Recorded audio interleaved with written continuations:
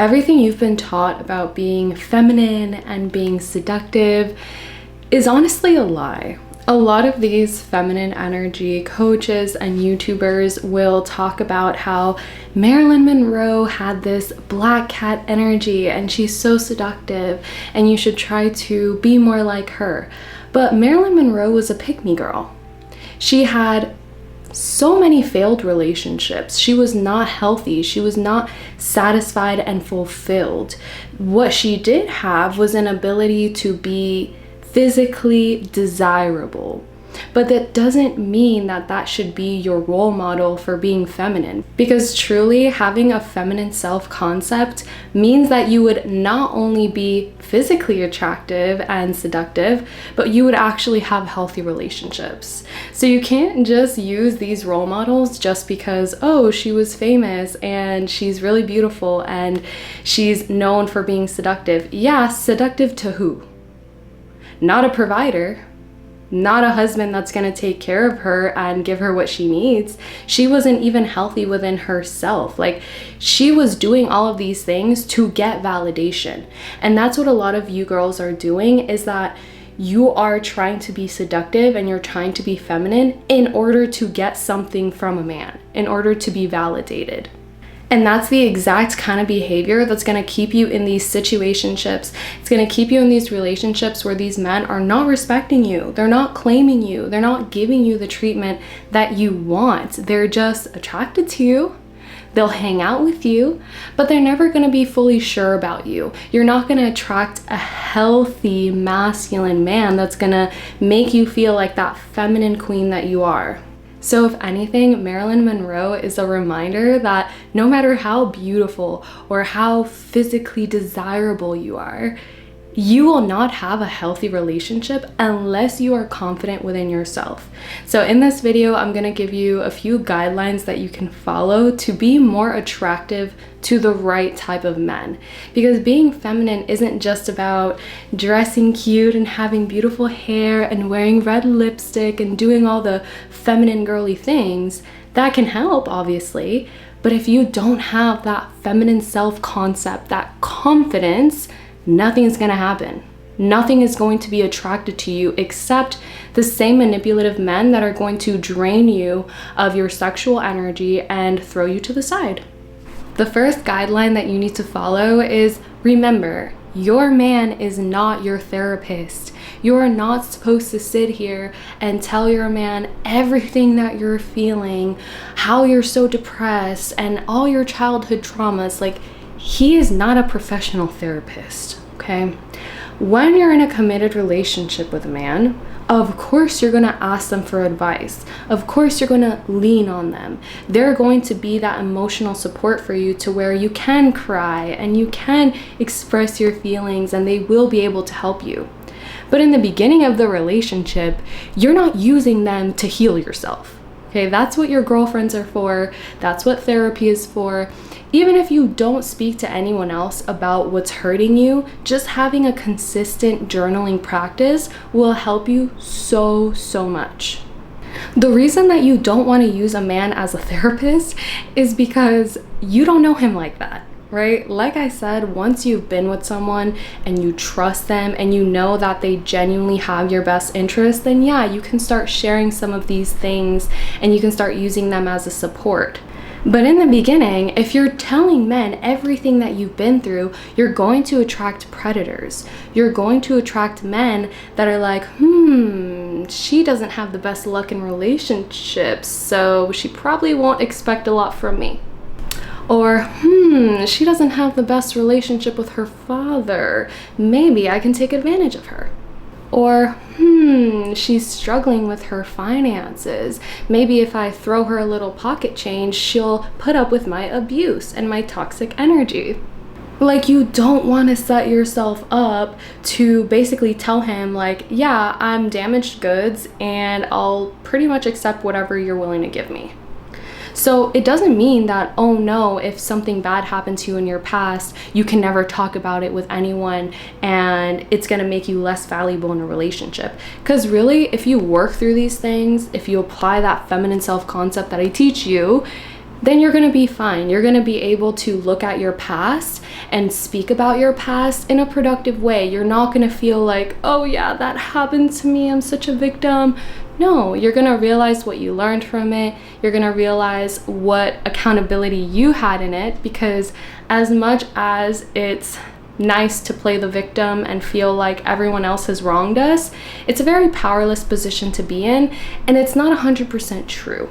Because even if you were in a relationship where the other person did things to you that are not healthy or are not positive, or they manipulated you, like, you had a chance to make different decisions. There was some decision along the way that you could have made differently that could have prevented that abuse from happening, or could have prevented that relationship from taking so much out of you.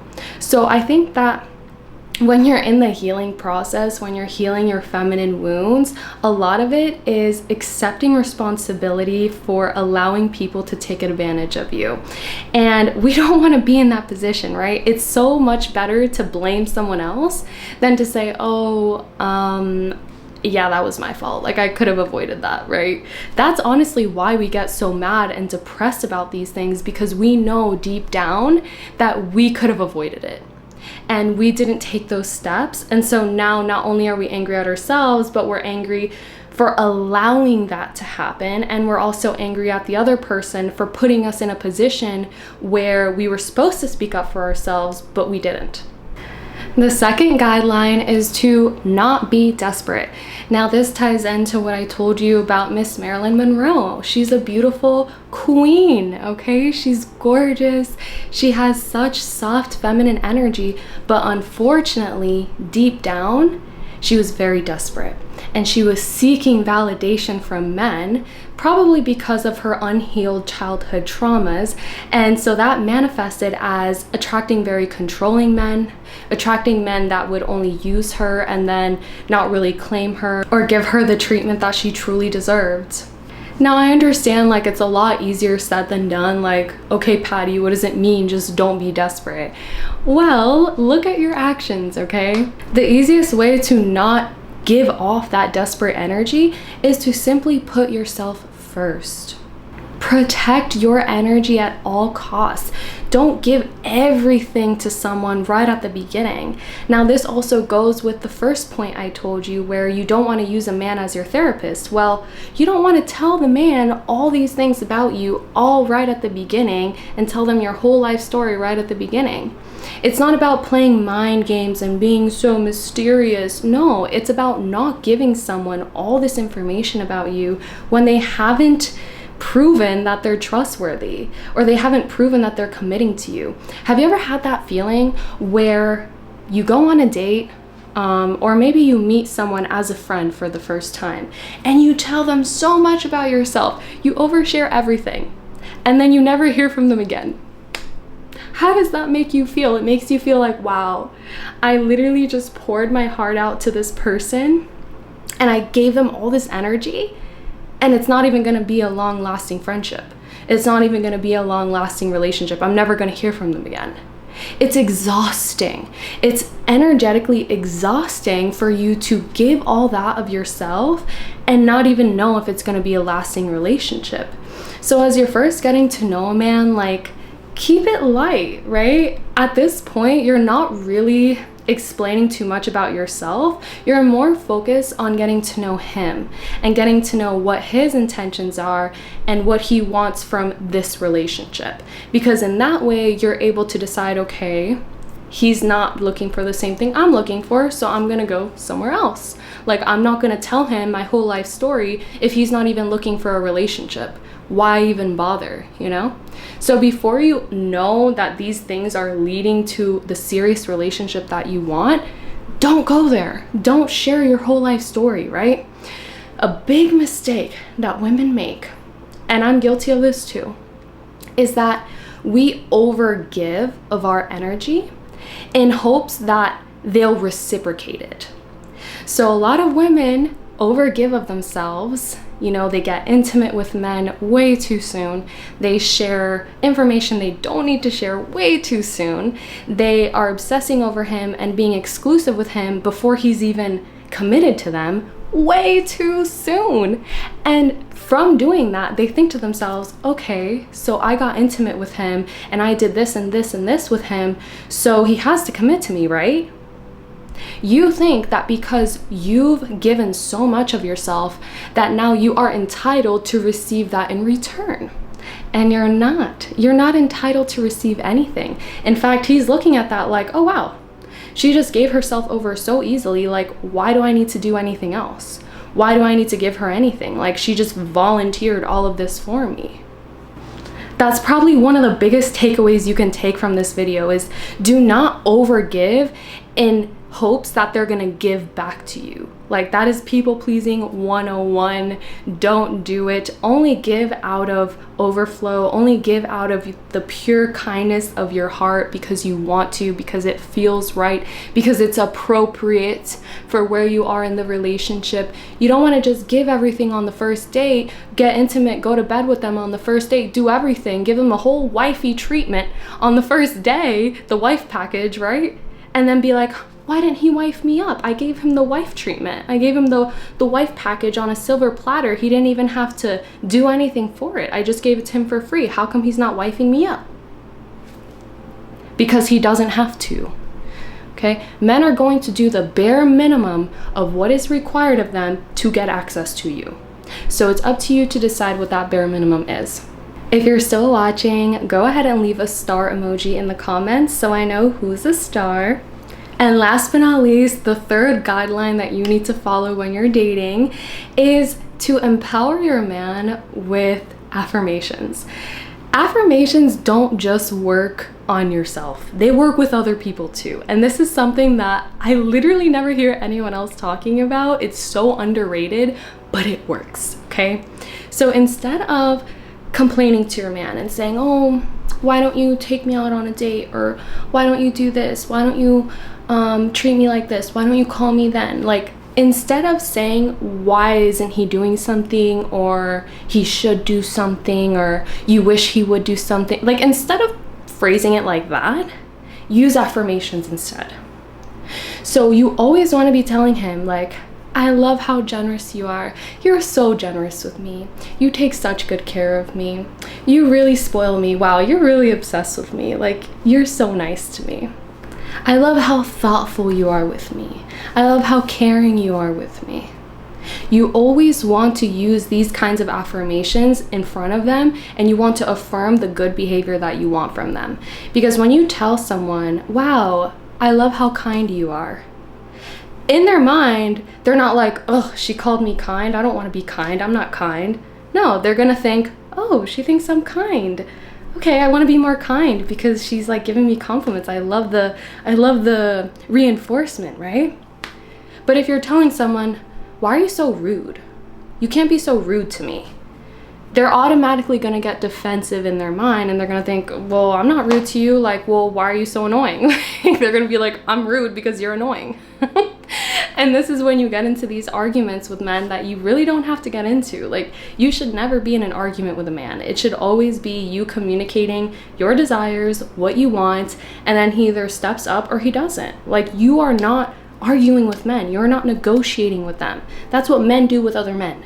That's not what you do with your man, okay? I understand how hard this can be to actually apply because a lot of the women that I tend to work with are usually high-achieving women that either have their own businesses or they work in a corporate life where they tend to fall into their masculine energy more. So I know it can be hard for you to then go into a relationship and not treat him how you treat every other guy that you work with, right? But here's the thing you have to understand. The man that you're going to spend your life with, the man that you're going to call your man, your partner, your boyfriend, your husband, your guy, that man should be your king. Now, I don't mean this in the traditional way of like, oh, you need to worship this man. Like, that's not what I mean. I mean that he's literally someone you look up to. He's someone that you respect. He's someone that you can actually feel feminine with. So you go out in the world and you're a girl by yourself and you have to have a little bit of masculine energy, but when you're with him, you can be that little girl, right? You can be that feminine girl that you can't be everywhere else.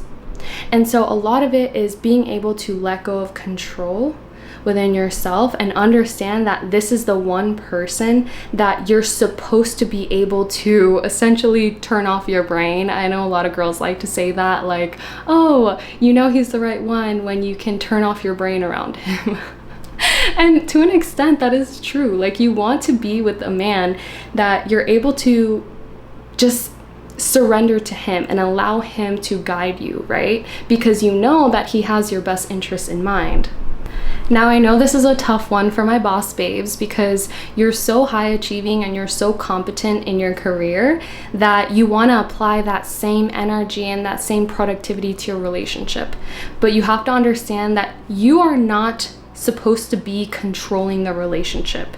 You are here to love yourself, you are here to pour into yourself, and may the best man win, okay? May the best man win. The man that you want will find you if you make yourself available and you do all the things that you need to do to build your feminine self-concept. And when you meet a man, you're not gonna have to control him. You're not gonna have to tell him, oh, you need to do this, this, and this. I want a man that does this, this, and that. The best way to communicate is through your own embodiment. If you're ready to become your most feminine, loved, and abundant self, then of course subscribe so you can see all the content that I continue to post. But I also work with women one-on-one to help them get to that point where they're magnetic within their feminine energy and they're attracting the relationships to them. Relationships should be almost effortless. It shouldn't be this thing that you're like working so hard to get, right? So if you're ready for that next level, go ahead and reach out to me. The link is in the description. You already have everything you need. You are that girl, okay? It's just a matter of you believing that and you stepping into that identity, okay? Bye. Mwah.